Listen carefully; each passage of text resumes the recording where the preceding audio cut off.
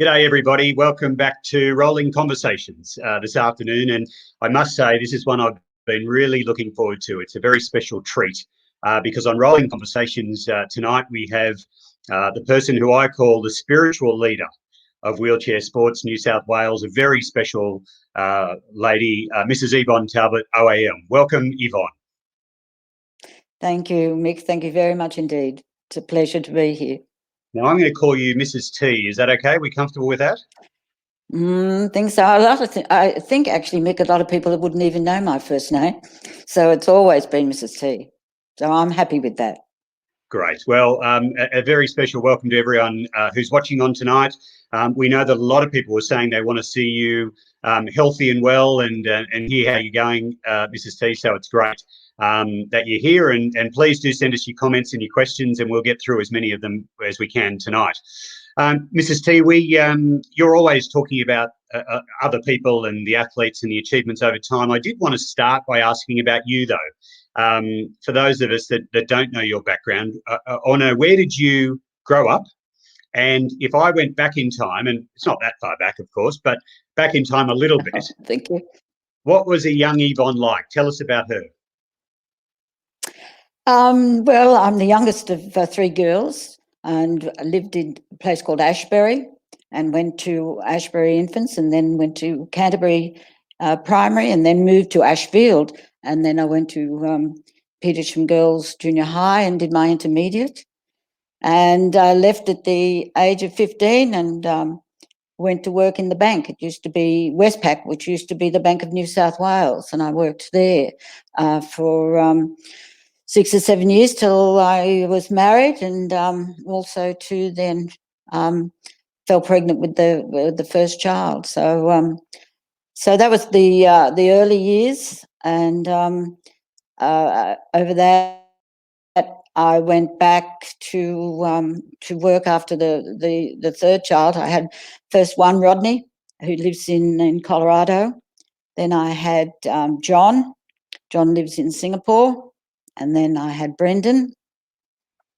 And then when Brendan was old enough and going off to school, I went back and I worked as a doctor's receptionist and a few other little jobs. And then the last was I worked for a company that supplied and provided vehicle valuations. And that was also online and in the printed matter. And I worked there for about 19 years. I was the production manager and the quality assurance manager there then, and then I retired a few years back, but loved all that kind of work, and in between I did all my volunteering, mainly with wheelchair sports.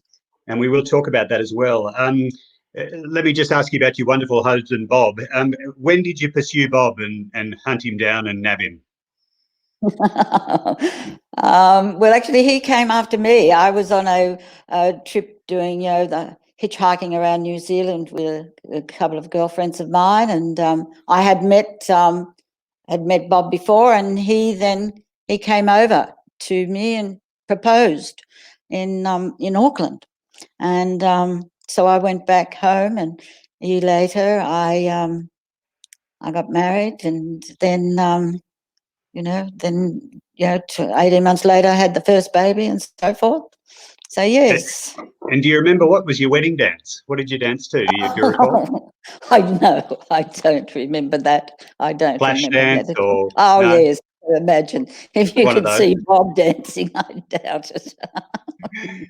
Hey, Mrs. T, there's a bunch of people saying good day to you there. We've got Louise Savage going, go Mrs. T, you legend. So shout out to Louise. Luke Bailey was up there, and Deb from the office, her daughter Maddie's a big fan of yours too, and Maddie's out there saying g'day. So plenty of love for Mrs. T out there in the community. Thank you very much. Appreciate it. And there's Shannon Bates, such an amazing lady that helped many create many champions. So hello to Shannon. Mrs. T, tell us about your involvement with disability sport then. How did that come about? Well, that came about back in I think it was 1980. There was a national conference here in Sydney, and a spina bifida conference, and we attended that. And actually it was the delegates from South Australia approached us and said, look, we're thinking of putting on some games for the children. Would you be interested in bringing some down? And both Bob and I said, well, yes, okay. Wouldn't have a clue how to go about it. But anyway, doing lots and lots of things, and, you know, the uniforms and training them a little bit. We took 19 children down. It was purely a participation games, and that was in 1981. And the late Dr. John Grant, who was the president of the national and international paraplegic sports, he advised that we all go back to our own states and try and start up a junior movement, which are also there from that games. Australia was invited to attend in 1981 the first international junior games, and they were to be in Newcastle upon Tyne. And it was a matter of saying, well, Yvonne, you've got 4 athletes from New South Wales, go home, raise $12,000 and we'll see you at the airport on the 29th of July. And because back in those days, $12,000, goodness gracious. But anyway, we did for the 4 athletes and off we went. But I had come back from those games and approached a fellow called Ashley Coops, who was I think he was the secretary of wheelchair sports in those days. And through him, we organised then some training for the for juniors, and that introduced me to the wonderful, wonderful Graham Watts and Marie, who allowed us to use their facilities over there at Lidcombe. And every second Sunday, I'd go over and train the children, play tennis, play basketball, and that's how that originally started. And what wonderful people Graham and Marie are. We shout out to, I think Marie might actually be online and watching, but also John Morgan there was saying, Yvonne T is a wonderful contributor to our community, second to none, very proud of you. So g'day to John. Now I'm going to bring in a mystery guest here. I mentioned to you, Yvonne, before we came on air that we're going to talk to you about, obviously, you know, one of the things you're most known for across all of the things you've done for this community over decades is the Junior Wheelies Camp. So bear with me while we bring in mystery guest number 1 to ask you a question. Hello, Mrs. T. Hello. How are Righty. you? Good. That's the girl. How are you keeping? Good? Good. She's very good at the camp. Very well indeed. You like the camp, don't you? Yeah. Eh? Oh, that's good. And you've been all locked up in your house at the moment? Yep. Not fun. Not fun. No, it's not fun at all, is it? No, no. Are you going to school? Are they open to schools up there? No. No, not yet. Not yet. You're doing much schoolwork at home? Yep. Yeah. Good answer. And you like coming to the camp, don't you? Yeah, it's my favourite. It's your favourite. Oh, I love those kind of words. That's very nice. That's good. We do. What would? Hey, Mrs. T, who's doing the interviewing here? What are you doing? Oh, sorry. No, you're right. I'm joking. But Bridie did have a question for you. So she's our first mystery questioner. Here we go. When and what made you decide to start Christmas camp? We just thought that it would be something different, that the children would like to be able to go somewhere and stay overnight and do sport, all kinds of sports they'd like to try out, and then just be all together, have some fun and some games. And we thought we'd have this camp going from Friday till Sunday, and it kind of worked. It was good. What year did it start again, Mrs. T? 1983 was our first one. Was that the same year that Parramatta won its 3rd premiership on the trot? Oh, for heaven's sake. I didn't write that information down. It was there and I took it. I shouldn't have. I know. Bridie, have you got another question for Mrs. T? Yeah. What do you see in the future for camp? What do I see in the future? Well, I'd like to be able to get as many young children as I can to come or have the experience at the camp and to try out all the different sports.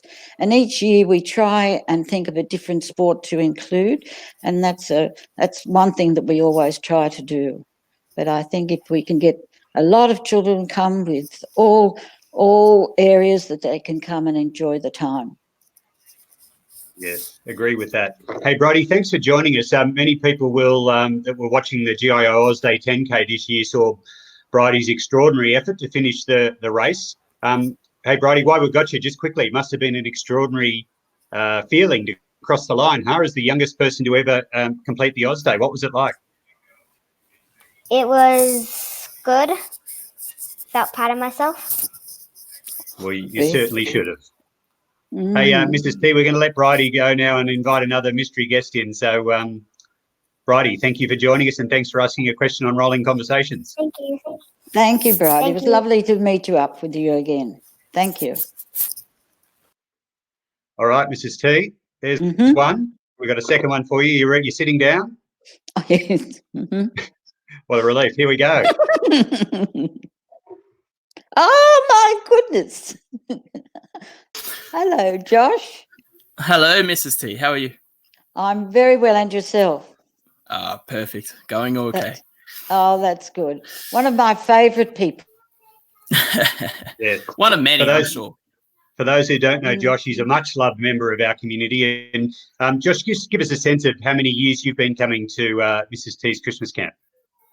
The Christmas camps on and off for 20-something years we worked out. Pushing 20 years. But I was actually an attendee at, I don't know if you remember, but the Come and Try Days at Ryde. So that was our first experience of the Mrs. T. And then we've come to love her over the years. So she's definitely a second mother when we go away.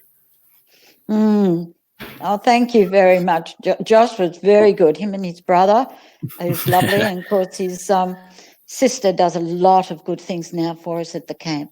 She is our entertainer extraordinaire. So, which is lovely. No, she certainly is. Now, Josh, you've got a question for Mrs. T? Yeah, definitely. So you talked a little bit about our Christmas camps and the sports. I'm just going to change the direction a little bit. Our Christmas camps have come to be a lot more than just sport, but what are some of the things that continue to drive your passion for that event? I think, Josh, I've always said, and I've been quoted before, that I look at the camp as half and half. Half the children to be able to do their sport and to try a sport and experience a sport, and the other half is their independence. There's a lot of children that have never been away before, and they all of a sudden see all these other people in chairs, and they're in a different bedroom and in a different bathroom and so on. And I think that they learn a lot from each other, and that's what I like to see from a camp. Yeah, for sure. I guess over the years there'd be a lot of memories, but I was just interested if one has made it into your memory bank. Not really. I don't think, Josh, that each camp I go home, I drive the car going home, whether it was from Lidcombe or whether it was from Narrabeen, and I'm thinking, did this work? Did it work? Were they happy? Did the children enjoy it? And that's what, I always think going home that we did a good job. And all you lovely people, all the helpers and that, couldn't be done without them. They're fantastic. Hey, Josh, I've got a couple of things to ask you, if I may. We got a tweet in response to advertising Yvonne being on Rolling Conversations tonight, and the tweet was from Matt Ryan, who's Cormac's dad. And Matt said he retweeted the message and he said, "What an outstanding woman Mrs. T is." And then the second comment said, "But she still frightens me a bit."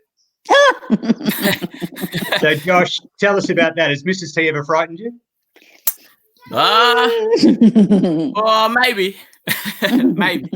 I think it's tough love. There's always a set of expectations, and I think it's right in line with what you talk about, growing independence. I think you give a bit of a leash to the kids, but there comes a certain time where maybe that's too far, and you sure know it. But I think that's all part of growing up, especially in these sort of social gatherings, especially away from all the buzz of sport. There's fun to be had, but within reason. So I'll definitely say there's a few scary bits, but we got BT, so he showed me the ropes. And Mrs. T, you would say discipline's a big part of the camp, I think, would you not? Oh, yes. They get a little bit of a talk to right at the very beginning, you know, that they have to be polite to the staff, because they're there to help you, and won't tolerate any language, and you know, no late night walking around, because I always do the final check at whatever time it is. It could be midnight. I'm like the lady with the lamp, the lady with the torch, and make sure that they're all in their beds. But yes, so you could smile, Josh. I can know that some of the sometimes there, you know. You're but, asleep when you hear those footprints. Indeed. Hey, we got a lovely message there from Chris Riley, who said, lovely role model for young and old. Love your energy and enthusiasm, Mrs. T. So thank you to Chris and all of those beautiful comments that have been coming up. Josh, just before we go, and thank you for being our second mystery questioner, can you just give us a look at that top? It looks like you've got a shirt on there. What's going on there? Oh, it's just a little cheeky dig. Okay. Keep the rabbits going. Sure, there's plenty of us out there at the moment. Different teams. It was never quite something we agreed on, so we'll just friendly fire. Good. Well played. We're about to chat a bit of rugby league in a second, so stay with us with that. Josh, you and Mrs. T go back a long way. You've got a wonderful relationship. Thank you for being a part of Rolling Conversations today. Absolute pleasure. Thank you for having me. Thank you, Josh. Thank you very much. See you, Have mate. a good evening. Oh, I cut him off there. All right, Mrs. T. Well, there are all the surprises, so you can relax Thank now. you. It was lovely. Yes. Yes. Now, I did want to ask you about footy, because part of the agreement we made by doing Rolling Conversations was I wouldn't swear, but you do follow a shit football team, so it makes it very hard not to. Nonetheless, where did you love because you were now you followed the West Tigers, but it was actually Western Suburbs originally, wasn't it? That's right. That's correct. The Magpies. And how did you come to follow the Magpies? Well, when we moved to, when I was young, I was only 12 or so, we moved to Ashfield, and we lived right alongside Pratton Park. That's the home ground of Wests in those days. And with my father and grandfather and friends, we would often go to that ground to watch them play, plus the cricket, the Western Suburbs cricket. And I've just been following them ever since. And of course, then they went to Lidcombe, I think, and then because they're at Campbelltown now. But over the years, I've just kept following them. Although then when they joined the Tigers, Balmain, I just kept saying, yes, I'm just the Magpie part of it. But Sure. So yes, and of course, as you know, I live in a very conflict home with everybody got their own different teams, so it's quite debating during the winter season. Indeed. So for those that don't know, your husband Bob is a Southsman, just like Josh. Your son Brendan is a Rooster. What about the other two boys? The one in Singapore is a Rabbit, and the other one in Colorado is a Rooster. So I'm on my own. So yes. So but we'll come good. Given they're such a good side. Hey, just back on the camp for a second. I remember when I first started at Wheelchair Sports New South Wales, I met Kurt Fernley not long after I'd been with the organisation up in Newcastle, and he said something that really struck me. He said to me, "You're looking after something very precious here. Just know that I grew up in this organisation." Which I was really moved by those words. Can you give us a sense of what young Kurt was like? Because like Josh, he's been at the Christmas camp for many, many years. Well, those two young fellows are similar. They take the responsibility quite good, and they do join in with the younger children, and they give them a purpose that the children will like to follow them. And Kurt was very good. Kurt and Josh were a leader right from the beginning, even in young ages. And Kurt had that aura around him that people just kind of followed him wherever he was going. And he was good. He would come in he was living in the country then, and he would come down and stay at the camp. Same as like Louise. Louise was just the same. She came when she first started to live here in Sydney, and they were great role models even in the early ages. We're so lucky in our community to have so many of those people up here. And you mentioned a couple, I think, of people like Kylie Gauci. I know that David Hall has been at the camp many times. That's right. That's right. Louise and Kurt. David asks a question there. Are the rumours true that Kurt Fernley was a troublemaker at the Junior Wheelies Christmas camps? I'm not answering that question at all. I don't know. Nor should you. Back in those days, we were at Lidcombe, right opposite the cemetery, at Rookwood Cemetery, and many a time I have seen those certain children wanting to wheel out the front gates of the college and cross over to there. Oh God, they were naughty children. But anyway, they were funny children. I'm sure you brought them into line. Hey, Cormac is there, and Cormac gives you a wave and says, Mrs. T, what is your favourite para sport to watch? I think it would be tennis. I do like the tennis. That was very good, and but I do like the basketball. The basketball. But there again, speaking of tennis, of course, Graham Watts, who you mentioned earlier, was a huge force in wheelchair tennis in not only Australia, around the world. That's right. That's right. He was on the international committees, but no, that was that was good. He was very good indeed, Graham, in our early years, and he would be the MC of the camp. Same as, can I mention a couple of names? The camp that were great. The likes of Errol Hyde. He was always called Uncle Errol. He was fantastic with the children. And there was another fellow called there was Terry Mason. He was very good. He taught the children a lot of field exercises and a bit of weights and things like that when we had them. And then there was John Shield. He was fantastic. Chris Sparks. He was great. And they were, some of the former athletes that they were in their days, and they were just really great.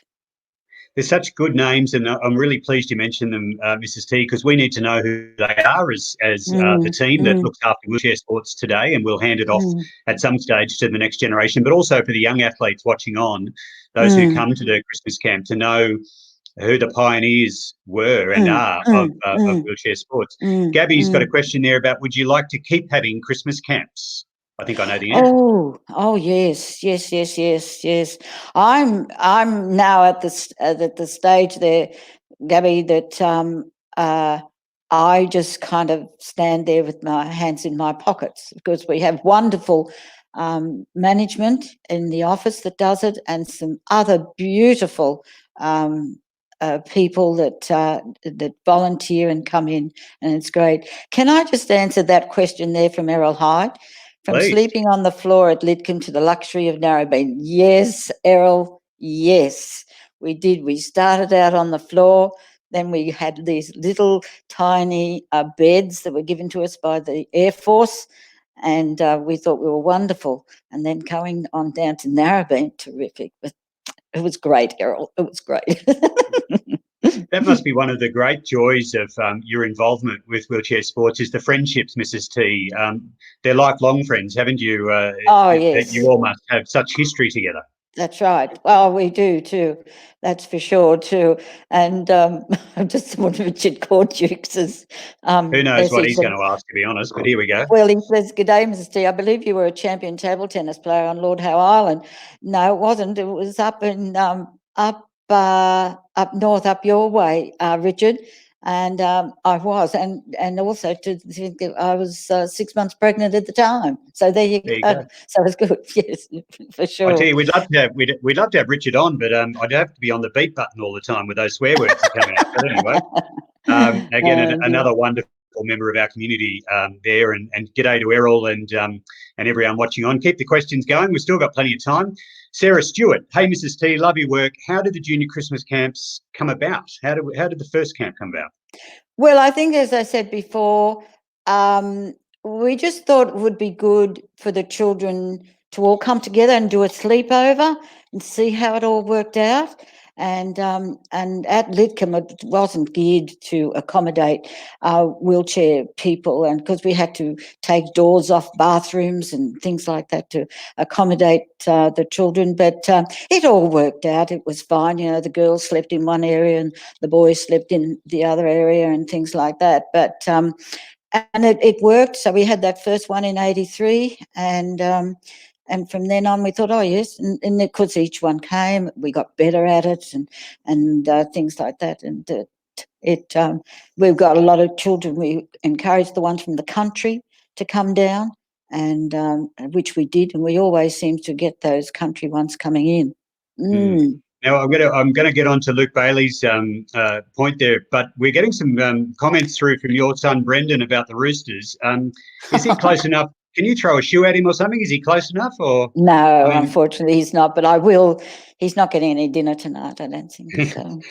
Consider him reprimanded. Yes. Luke Bailey says, if it was not for the Christmas camp, I don't think I would be doing the sport I am. Thanks, Mrs. T, for running the camp. So. Oh, thanks, Luke.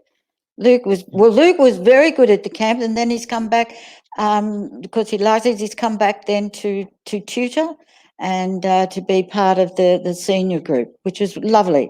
Yeah, it is. And Mrs. T, can I ask you a question about service? You've given so many years of service, and I'm lucky enough to have conversations and some cups of tea with you and hear about all the other things you do in the community outside wheelchair sports.